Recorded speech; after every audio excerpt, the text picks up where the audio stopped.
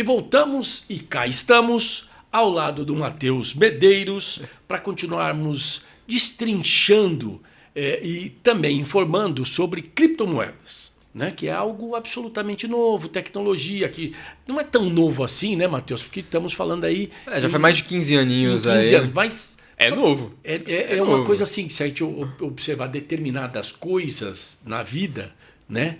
É algo bastante recente. Isso. Né? Como história. Sim, sem dúvida. Porque 15 anos é um tempo absolutamente considerável. Né? E aí, no meio de tudo isso, surge a tal da inteligência artificial. Nossa Senhora. E aí eu quero perguntar a você se a inteligência artificial e o blockchain estão entre as tecnologias mais comentadas neste momento. Projetos estão surgindo prometendo integrar as duas áreas. Sim. Mas será que isso faz algum sentido? Ou é um hype? E aí eu quero trocar esse hype, você aperta a tecla SAP aqui do seu programa e a gente tem lá burburinho. Hype é burburinho, é mais ou menos isso, a mesma né? coisa. Não. É uma conversinha, diria o Muricy Ramalho. Conversinha. Isso.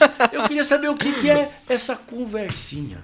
Pô, esse daí é um assunto maravilhoso, né? Inteligência artificial que tá, nossa senhora, super em alta, agora todo mundo tá usando. Eu, inclusive, tô lendo um livro muito legal agora, especificamente sobre a ansiedade agora da geração Z, enfim, dos jovens de hoje, a geração alfa também, e até mesmo dos millennials. E isso fala bastante com inteligência artificial, porque é a quantidade de dados ou a forma como a gente acaba interagindo com o mundo, né? Então, a gente tinha uma época ali que, cara, tinha as crianças que brincavam na rua, agora a criança parou de brincar na rua, tá brincando só em casa, no computador, num tablet e tudo mais. E isso faz bastante diferença no processo cognitivo. Tô dando toda essa volta por quê? No físico também, não é só no físico também, exato. Mas tô dando toda essa volta por quê? Os seres estão ficando mais parados e a gente precisa ter mais mobilidade, que é o que faz com que a gente viva mais, né? É simples isso. Não é só isso, é porque nós somos pessoas, somos seres corporificados. Isso significa o quê? Que a gente aprende com o corpo de fato. Não é simplesmente, como é que você aprende a correr? Não é pensando como você corre, é correndo. Tão simples como é que você aprende a nadar? Nadando. É tão simples quanto... Como é que você vai aprender a interagir com outro ser humano? Interagindo com outro ser humano. Real. Não através de uma tela, de um computador. Então... E está cada vez mais difícil isso, porque a inteligência artificial ela vem para substituir. Mais ocupa espaço e toma, por exemplo, quando você tem plataformas chinesas, enfim, já de todos os lugares, que você consegue fazer. Olha como é que é. E eu vi isso funcionando no outro dia com um amigo nosso, o Alessandro, que é um amigo comum que a gente tem. Você dava um problema para a inteligência artificial, colocando o seguinte, olha, eu quero falar sobre agronegócio. Aí eu queria um comentário baseado na maneira de pensar do Joelmir Betting, economista famoso brasileiro, já falecido, pai do nosso tio do Eric Betting, pai do Mauro Betting. Mauro Betting. Figura extraordinária. Trabalhei com ele na Bandeirantes, cara, bem postado sempre. Então. E aí do outro lado eu quero, por exemplo, uma outra figura, o Delfim Neto. Ponto. Então, são duas pessoas na área da economia que vão trazer suas ideias através da inteligência artificial. Olha como isso é um negócio absolutamente assustador. Então você tem lá a inteligência artificial com tudo aquilo que foi aplicado pelo Joelmir Betting funcionando de um lado, e eles podem fazer uma conversa entre eles. Um negócio assustador. Não, é isso mesmo. Notebook, né? Não, e aí, com as expressões que eles usavam, com a maneira de pensar. Então, quer dizer, a gente fala, inteligência artificial, tudo bem, mas ela não vai pensar. E estamos na aula lá do começo, porque ela já está pensando. Ela já está agindo como um ser humano. E isso é um problema. Se cria facilidades. Mas, por outro lado, vamos lá, quantas pessoas fizeram trabalhos, o tal do TCC, trabalho de conclusão de curso, que foram feitos através da internet, utilizando inteligência artificial. É bom ou é ruim? Tem gente hoje se tratando não através mais do ser médico, mas sim através da inteligência artificial, que tem lá, mas não tem o tato do médico, não tem a maneira que o médico está observando e fala assim, não, isso aqui não é gripe, é Covid. Sabe assim, uma coisa que você vai lá e dá um quadro. Não é puramente sintomático, tem os inputs, se esses inputs, então output. Não, tem toda uma nuance de fato. E é isso que eu tô trazendo. Eu fiz todo esse rolê, eu acho super legal você trazer tudo isso daí, porque na semana passada eu tava lendo um outro artigo que acabou de sair, que é exatamente os danos neurológicos cognitivos que nós, seres humanos, temos utilizando inteligência artificial, além de você, de fato, fazer a coisa. Então, isso significa o seguinte, quando você faz um TCC utilizando inteligência artificial, você não pensa fazendo aquilo. Mas só que eu tô utilizando e tô copiando, não é a mesma coisa. Você não leu a quantidade de artigos que você leria. Quando você utiliza só Search Engine, né, que é Google, por exemplo. Só de você pesquisar no Google e ficar com 60 abas abertas lá no seu computador para você ler aqueles artigos, ler aqueles livros. Em cima daquilo, e aí, em cima daquilo, você produzir alguma coisa. Você raciocinar e produzir alguma coisa, você vai pegar algo já feito. Com uma inteligência artificial que, com todo respeito, não tem o lado do humano. Não tem. Falta o lado do humano. Não tem, e não tem você não tem a sua identidade naquilo. Então, assim, já tem essa pesquisa, tá muito claro que existe sim uma grandessíssima perda cognitiva quando a gente utiliza inteligência artificial em diversas coisas da nossa vida. A questão é que é o seguinte, o que uma inteligência artificial faz no final do dia? Ela tem um grande agregador de dados e ela me dá uma resposta através do entendimento de uma pergunta minha. Que aí tem redes de perceptrons, aí eu não vou entrar no que é uma inteligência artificial no final do dia.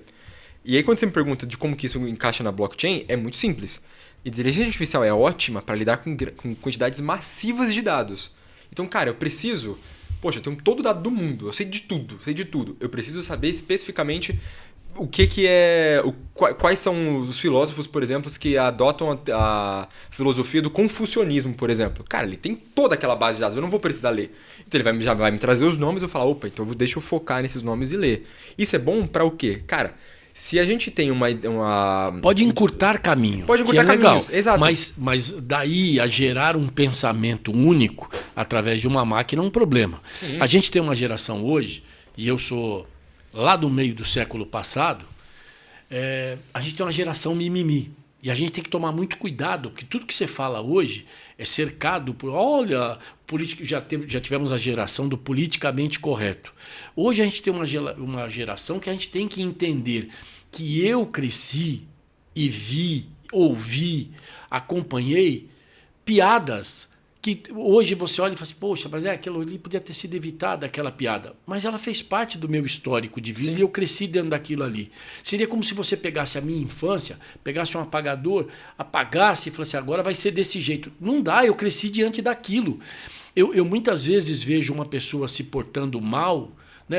Lógico que tem níveis, mas uma pessoa se portando mal porque ela pensa de uma maneira e todo mundo quer dizer, não, isso aqui é um crime porque ela pensa desse jeito. Não, gente. Calma, não é um crime pensar. Não é um crime pensar, exatamente, é a liberdade, né? Muito embora queiram tirar aqui no país através de leis do Supremo Tribunal Federal, ninguém mais pode pensar. A gente tem limites sociais, socialmente impostos, que é natural, não tem o que fazer. Lógico que a gente tem que dizer não. É lógico. A possibilidade do racismo, sempre. O racismo é odioso, você tem que ter essa possibilidade do nazismo. A gente tem uma série de situações supremacia racial, constrangimento para as pessoas, tudo isso. Né? Não é porque uma pessoa é pobre que ela não tem os mesmos sentimentos e os mesmos valores que você. Ela os tem, né? Que elas coloquem para fora, que você permita isso. Mas hoje, por exemplo, você não pode chegar aqui e eu gosto muito de trabalhar com o Arthur, porque se você diz para ele, o Arthur que está aqui com a gente, que faz o som da Rádio 09,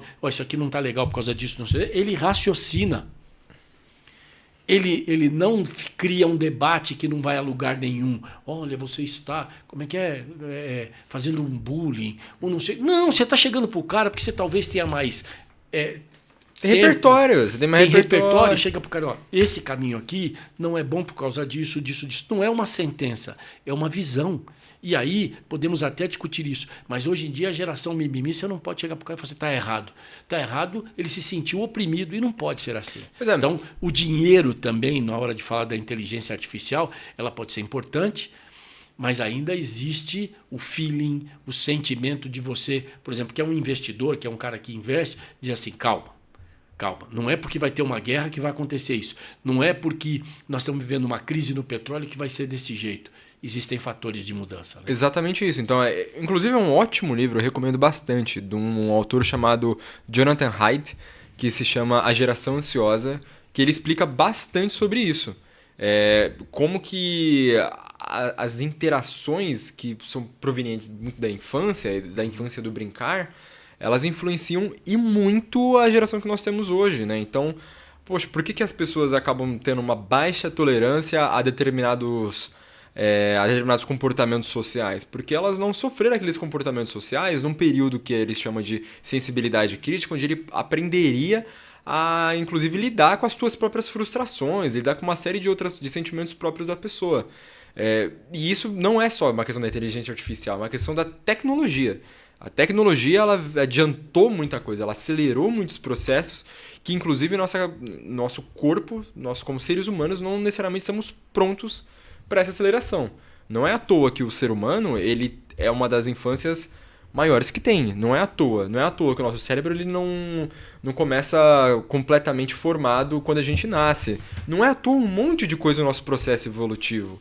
O problema é que isso daqui, o celular, com rede social, com inteligência artificial e uma série de outras tecnologias, eles aceleraram muitas interações ou até mesmo tiraram algumas interações que são essenciais para o nosso comportamento, para a nossa vivência. Então, a coisa do mimimi, da pessoa não ter muita tolerância, é muito simples, porque quando ela não teve uma infância, que ela interagiu com outras crianças ali, que teve ideias opostas. Ela teve que... A criança, ela precisa dessa liberdade, ela precisa disso. Entende? Então, enfim, é um ótimo livro. É um ótimo livro de verdade. Repita o nome. Geração Ansiosa, do autor chamado Jonathan Haidt. É maravilhoso. É um livro essencial. A gente vai falando de moeda e evidentemente que a moeda conta a história do mundo. Exato, mas né? a gente... já aqui, de certa forma, meio que não tem nada a ver entre milhões de aspas com finanças, mas pelo contrário, tem tudo a ver. Porque é seres humanos. O mundo é feito de períodos, né? Por exemplo, você já teve o escambo, que era a troca de produtos, você já teve o ouro, você já teve o sal... que era muito importante, que está dentro do escambo lá, que é a troca do serviço. Exatamente. Do produto por produto. Você trocava a mula pelo sal, você trocava o sal... pelo farinha de trigo você faz o pão e troca, e vai embora. E você já teve isso como o ouro, né, para se proteger, já foi uma geração financeira que o ouro era fundamental. As pedras preciosas, na verdade, né? Quando eu falo geração ouro, você pode encaixar as pedras preciosas, sinônimo de poder e riqueza. Sim. Né? E você já teve também o dólar, que hoje está misturado e tem o Bitcoin. Então, que é uma moeda que veio para ficar, a cripto veio, vai ficar, até que surja algum outro modelo econômico e vamos viver o mundo. Então, eu vou encerrar o programa de hoje aqui, porque eu acho assim, foram programas saboriosos que a gente teve nos últimos tempos e com certeza teremos outros. Porque a gente tem muita coisa ainda para falar sobre inteligência artificial, sobre a transparência da inteligência artificial, porque a gente precisa que ela seja absolutamente transparente, que ela não tenha nenhum tipo de tendência. Né? Porque se ela tiver uma tendência que seja, você vai formar um exército de opiniões daquela maneira. Spoiler, né? Tem viés. Tem viés. Até porque teve um ser humano que produziu lá atrás. E o próprio ser humano teve um viés. É só você pensar no que ela consome. Se o que ela consome tem viés, ela tem viés. Isso. E aí é assim, para ser muito claro, né? Quando você vem de um povo, você tem aquela maneira de pensar que é daquele povo. Quando você traz isso e coloca dentro de uma inteligência artificial, você tem um viés. Você tem um viés, o programa vai replicar aquilo ali. Então a gente tem que tomar muito cuidado, né? Hoje em dia todo mundo... Agora, só para você ter ideia, a gente antigamente falava assim, eu queria ser uma mosca. Lembra que a gente fala? Para ouvir aquela reunião específica num ambiente fechado. A China já produziu isso. Já existe uma mosca muito no formato de uma mosca que estão falando que é uma mosca espiã, que ela pode estar nesse ambiente aqui, milimétrica, pequenininha, acompanhando tudo, fazendo imagens, gerando imagens por causa da nano. Né? A nanotecnologia. A nanotecnologia.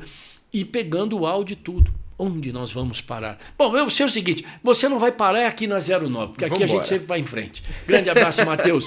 Voltamos na semana que vem. Até.